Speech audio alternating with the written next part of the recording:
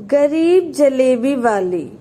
रामपुर के छोटे से गांव में एक गरीब महिला रहती थी जिसका नाम दिव्या था। दिव्या अपने छोटे से झोपड़े में अकेले रहती थी और जलेबी बनाकर बेचती थी।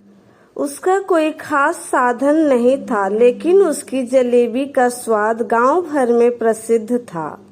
दिव्या की जलेबी बनाने की विधि भी अनोखी थी। वह हमेशा ताजे और अच्छे सामग्रियों का उपयोग करती थी और प्यार से जलेबी तैयार करती थी। उसका आटा हमेशा सही मात्रा में होता और उसकी चाशनी कभी पतली नहीं होती थी। यह सब देखकर लोग दिव्या की जलेबी को बहुत पसंद करते थे, लेकिन उसकी हालत आर्थिक रूप से बहुत खराब थी। हर दिन दिव्या सुबह सुबह जलेबी बनाकर गांव में घूमते हुए बेचती थी। कभी कभी उसे पैसे मिलते तो कभी उसे बहुत कम मिलते, लेकिन दिव्या कभी हार नहीं मानती थी। उसकी मुस्कान और मेहनत ही उसकी सबसे बड़ी ताकत थी।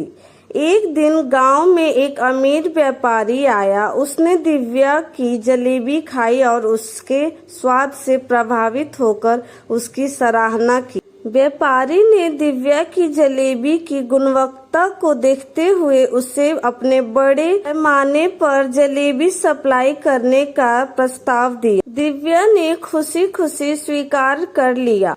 अब उसकी मेहनत रंग लाई और उसकी आर्थिक स्थिति सुधरने लगी।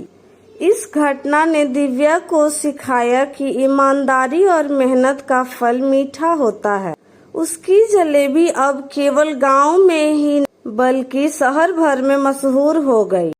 दिव्या की कहानी इस बात का प्रतीक बन गई कि कठिनाइयों के बावजूद सच्ची मेहनत और समर्पण से सफलता जरूर मिलती है।